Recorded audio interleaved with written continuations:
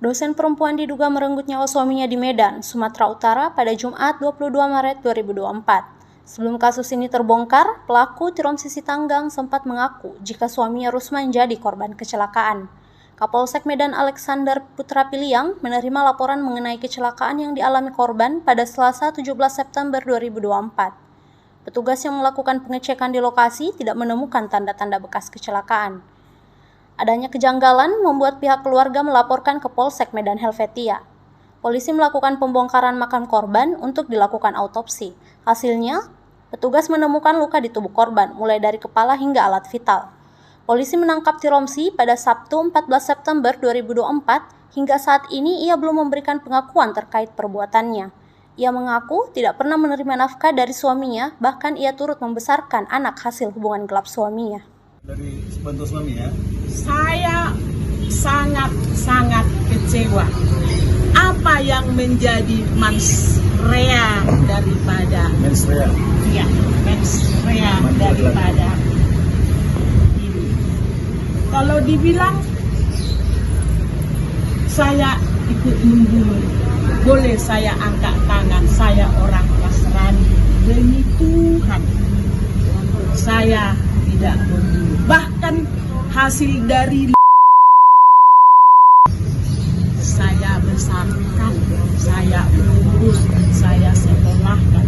Semua keluarga si Tungkir itu yang mau bersekolah perawat, karena saya dibesarkan di Sari Mutiara, saya bawa dari kampung yang mau sekolah beasiswa, yang mau sekolah setengah bayar, yang mau kursus. Dulu saya kompak dengan LPK Immanuel Jatuh Suproto. Saya buat bagaimana biar bagus. Saya demi Tuhan yang Maha Esa, saya tidak melaksanakan itu.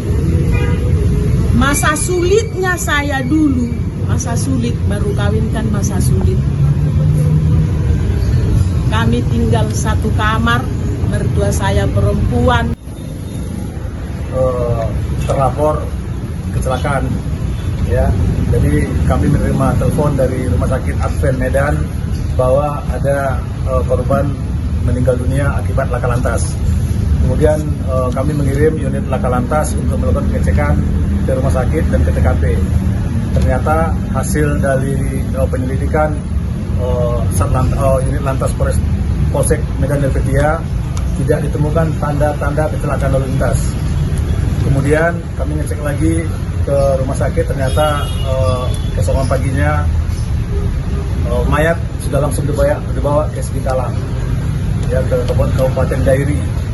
Selanjutnya salah satu keluarga dari korban berinisial bernama Rusman Maranis Tungkir, adik kandungnya merasa keberatan karena pada saat akan dikebumikan di Sidikalang ada tanda-tanda kekerasan pada korban, pada wajah dan beberapa bagian tubuh korban.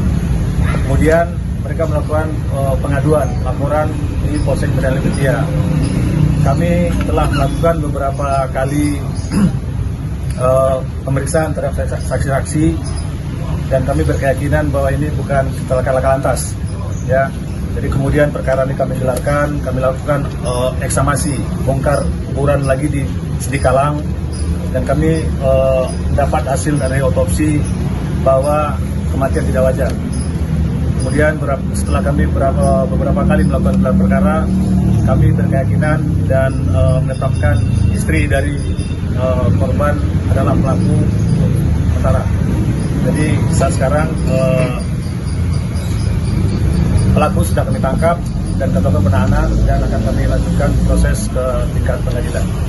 Untuk motifnya apa? Jadi motif masih kami dalami karena sampai saat sekarang. Download Tribun X sekarang, menghadirkan lokal menjadi Indonesia.